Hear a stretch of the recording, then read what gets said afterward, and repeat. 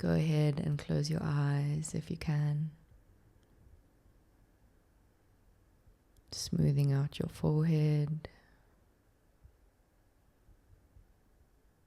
Relaxing the corners of your eyes and your mouth. Unclench your jaw. And gently rolling your shoulders away from your ears.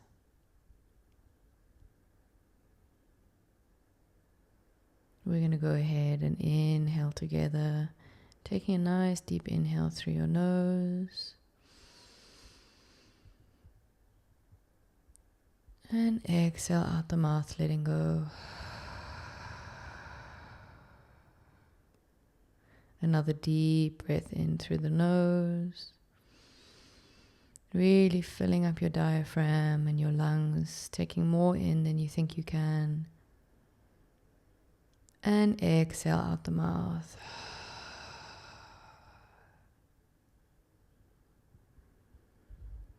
Gently opening up the eyes if you closed them. Welcome back to Mindful Moves with me, Daniela Jentsch, your host. Today we're going to be speaking about a topic that I know that many of us resonate with, myself included, and it has everything to do with imposter syndrome. Even as I was setting up this episode, I was so frustrated because there were so many little difficulties and things were just not going right. And then, a bunch of things were happening. And I realized that that's kind of how imposter syndrome feels. It can feel very frustrating. It can feel very irritating. So it was the perfect, actually, warm-up to this episode. I just snap myself out of it and come back into this space because this is a topic I'm so passionate about. And as you guys, if you've been listening, I have mentioned that I've been working on a really big project, something that means so much to me, and just it comes from such a deep place in my heart, creating that project. And I'm not going to announce it on here just yet, but I have, I've started a new playlist on the YouTube channel.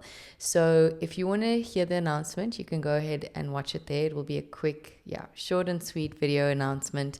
I would love for you to take a look and give me any feedback. And if you're excited, please let me know because I'm very excited. So the whole reason I wanted to speak about this topic today is because the project I've been working on has put me into the deepest, darkest holes of imposter syndrome. Now, if you're unfamiliar, maybe you've experienced imposter syndrome, but you're not really sure that it had a name. Imposter syndrome is basically feeling constant self-doubt despite having achievements in front of you, despite having the proof that you can produce stuff. Even if you don't have the proof just yet, it's that feeling inside, that deep one, where you just think nothing that I do, nothing that I am will ever be good enough. Feeling like an imposter is feeling like you have to do so much more than other people, prepare so much more, and just this constant feeling of like, what if someone thinks I'm a fraud? What if someone really looks at me and says, who is this person to do it? And I felt like this during this whole process of my project, because the whole time I was doing this, I know on a logical level, looking at the facts, that I'm qualified to do that project. I am experienced enough to do it. I have the expertise. I have the right team. I knew on paper that everything that I had was ticked off. And yet still there were moments when I was thinking, who the hell am I to bring that type of project out into the world? Who am I to do this big thing? We always put these things on a pedestal, whatever it may be. Maybe you're trying to open a business or start a romantic relationship or whatever it may be. When that happens, you question yourself and think, oh, I'm just not good enough. And it's an internalized feeling, and I know that a lot of people can struggle with it. In my personal opinion, I think that it comes from maybe never being seen, maybe never feeling good enough from a young age, maybe always having to prove your worth through actions and through achievements, whatever it may be. And I think a lot of us took that with us, packed it in our little baggage compartment, carried that baggage with us, and now we're adults who have so many creative ideas and passions and hobbies and things we want to do and bring to the world. It's not to say that you have to share it with the world, but some people even let imposter syndrome stop them from starting even a hobby like guitar or crocheting. Imposter syndrome makes you feel like you don't even deserve to do the thing that you want to do. And it's so sad to me because we all have, like I said, this abundance in ideas, these abundance in sharing. And I think intrinsically, I think every single human has wisdom or something to share with the world. That's my belief. I feel like every single one of us has something that we deserve to do or that the world deserves to see, because we are actually inherently, we have like this connection to ourselves. But that gets lost along the way. Sometimes we feel like we have to perform for society. Sometimes we feel like we have to do things out of obligation, or we have to do things because it's the right thing to do. And then on the flip side, so many of us really deeply want to do something with our lives. For example, this project that I've been working on. There were so many days where I thought to myself, I'm actually just going to cut this. Like, it's gotten much bigger than I thought it was going to get. I am just going to leave this, drop it. Maybe I'll do it in another few years. What I would like to say to that, what I've taught myself in these moments is you don't get to decide how your work is going to be perceived before you've put it out there. And when I say work, you know that I mean anything. That means putting yourself out there in any regard. You cannot make assumptions about how people are going to react, about what your friends are going to say, how your family is going to support you, what strangers will say. I think it's so important to skip that assumption step. That's what I had to do. Because in my head, I'm thinking, okay, if I do this, like, would it be successful? Oh, then I'm asking myself, why must I always base everything on success? This is something actually at the root of imposter syndrome that I like to speak about, because if you truly sit with yourself, right? Imposter syndrome is feeling self-doubt despite achievements or checklists that you've done everything, let's say, to the book or whatever it may be. But why are you feeling like that in the first place? Self-doubt creeps in. Why? Number one, you're probably judging yourself. Or number two, the high likelihood that you are expecting other people to judge you because you judge yourself. So whatever we're kind of doing internally here will reflect on the outside.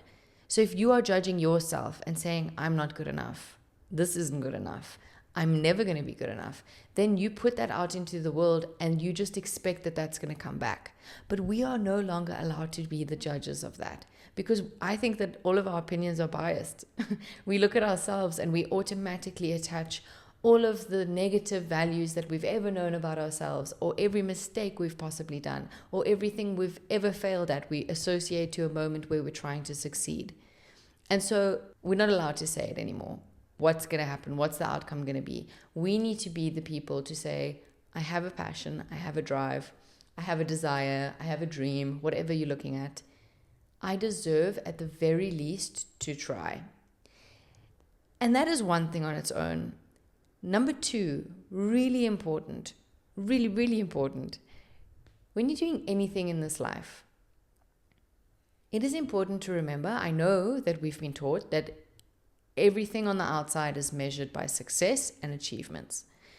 But if you really get down to it, if you have a proper relationship with yourself and you sit with yourself, I kind of touched on this in the last episode, but if you are able to realize that you are inherently worthy just by being alive, just by existing, you are going to feel so much better about putting yourself out there, because eventually you're going to not attach your value to the achievements that you've made or the work that you put out.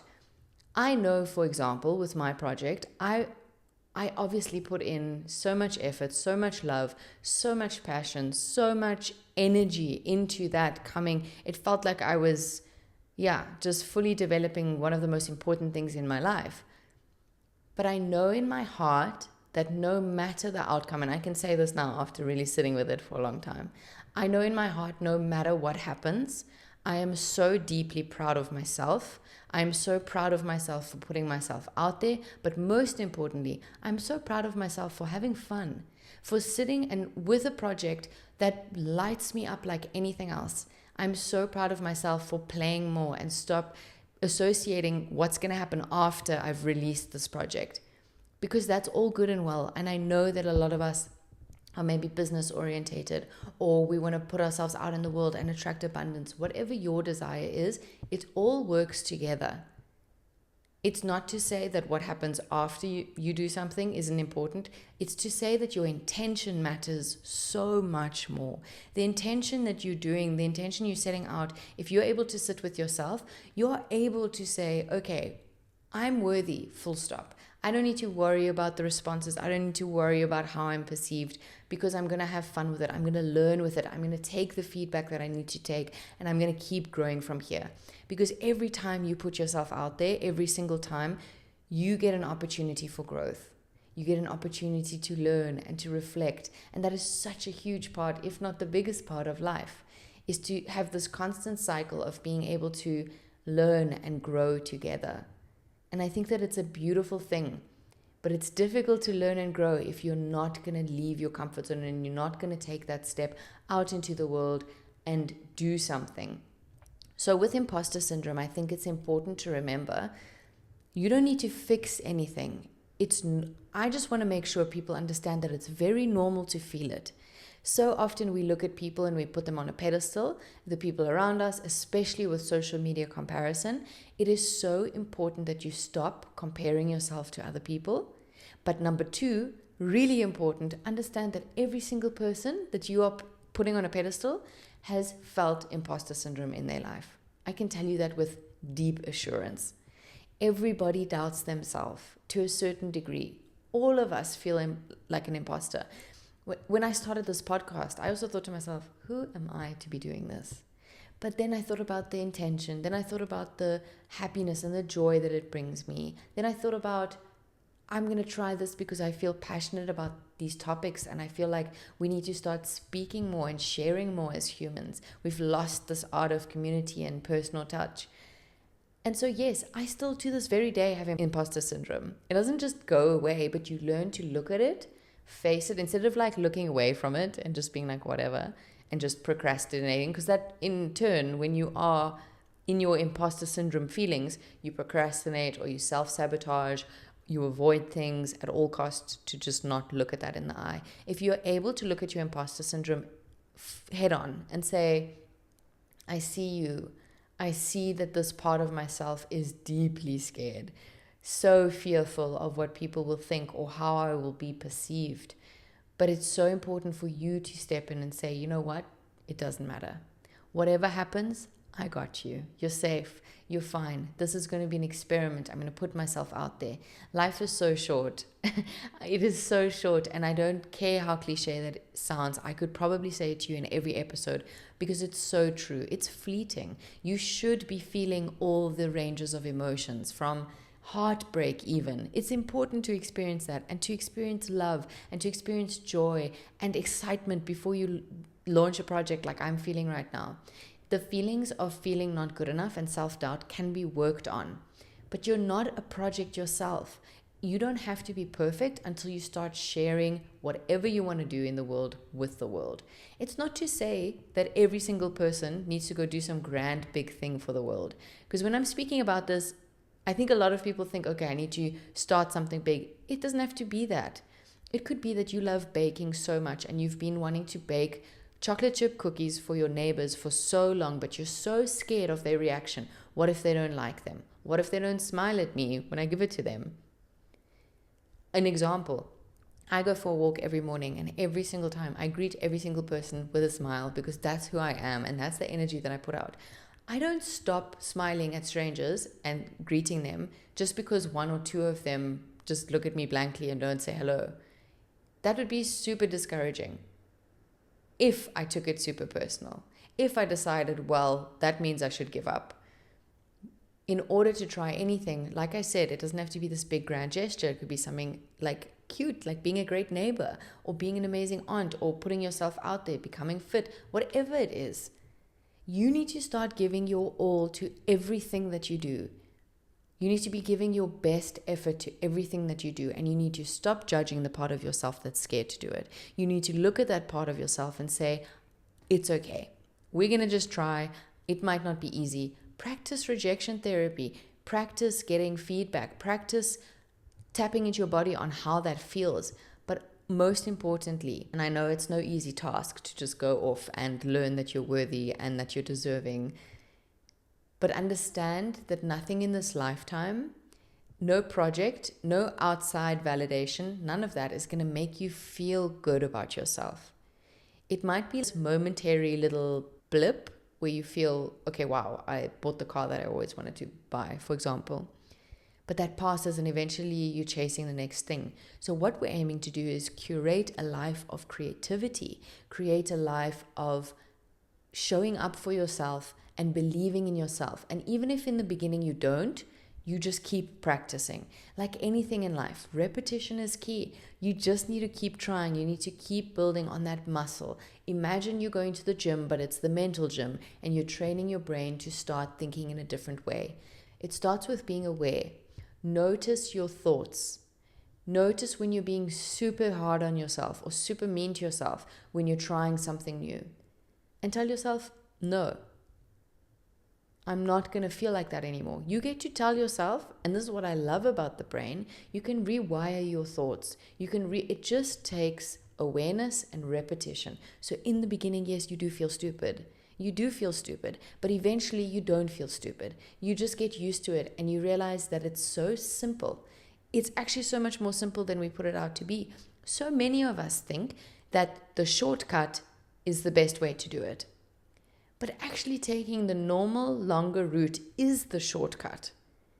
Because trying to catch up afterwards, that takes forever. That's where we lose it. Because if you're trying to do shortcuts and say, okay, I'm just going to procrastinate this until like the very last second, or just never do it, you might just never ever achieve your dreams. And I don't know about you, but I think that dreams are important. I think that they mean a lot. I think that they come from a space deep inside us that is longing for that, whether your dream is just something as beautiful as starting a family. You can see with my examples, it doesn't really matter the what. It's about how it makes you feel. It's about the intention. It's about how desperately and badly you yearn for it or you want it. So if you're feeling not good enough, if you're feeling self-doubt creep in like I did, which is super normal, just know that it's okay. It's okay to feel that way. But what's not okay is to not live your life the way you want to live it because you're living in fear.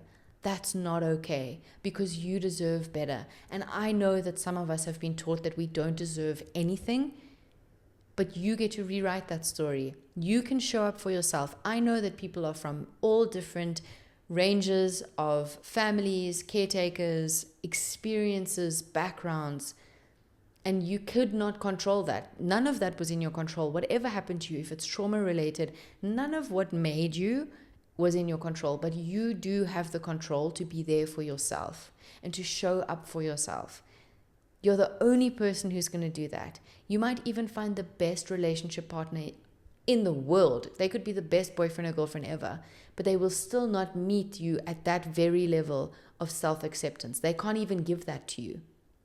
Even the best person in the world. The only person who can do that is you, and the only person who should be focusing on that is you.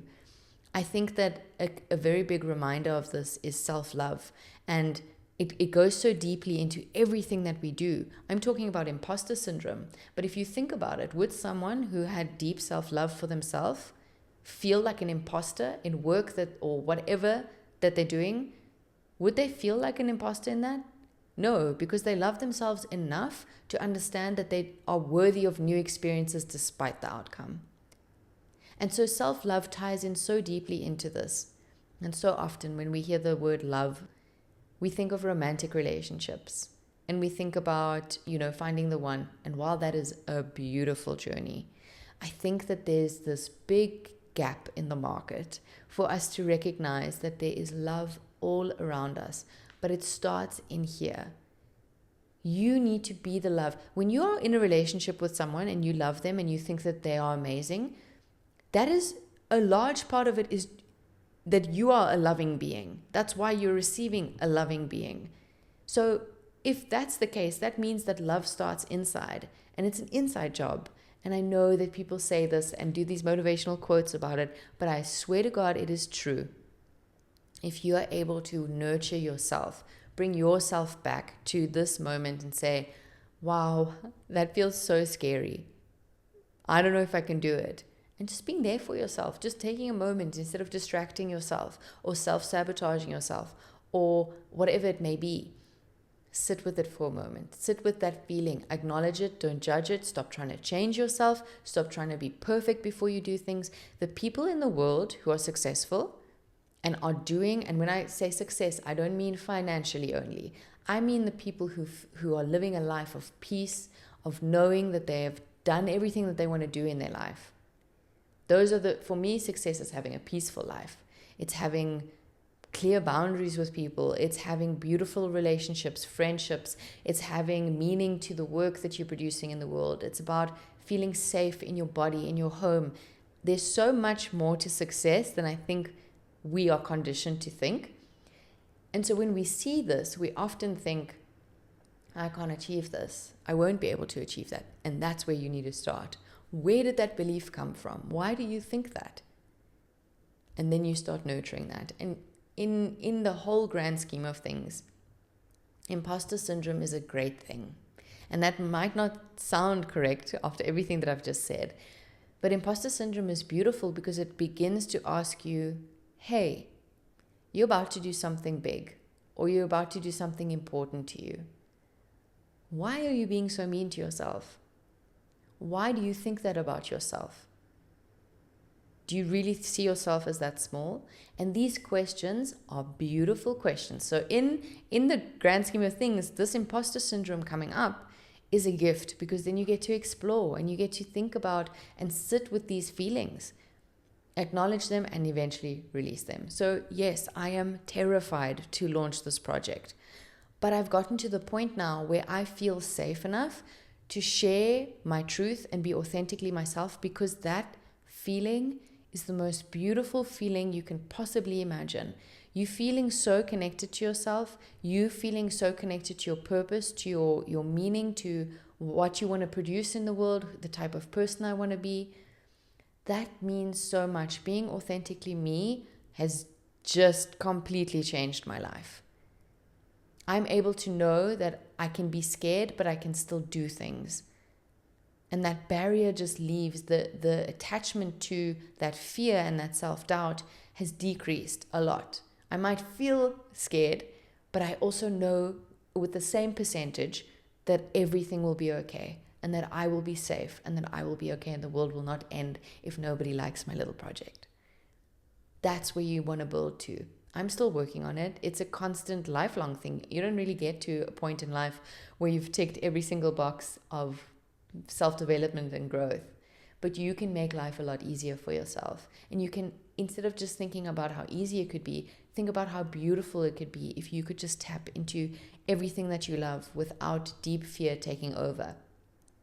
Fear and self-doubt will always be present, I find, to a certain degree, but you could take it from 90% to 10, and you could have faith of 60%, and then that carries you through.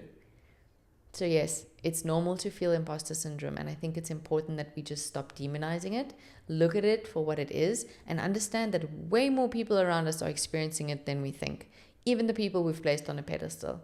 Nobody starts anything, nobody puts themselves out there without that imposter syndrome being present, in the beginning at least, and then you work on it through practice. Basically desensitize yourself. So just remember, the light that you're constantly seeking outside of yourself is waiting to be acknowledged within.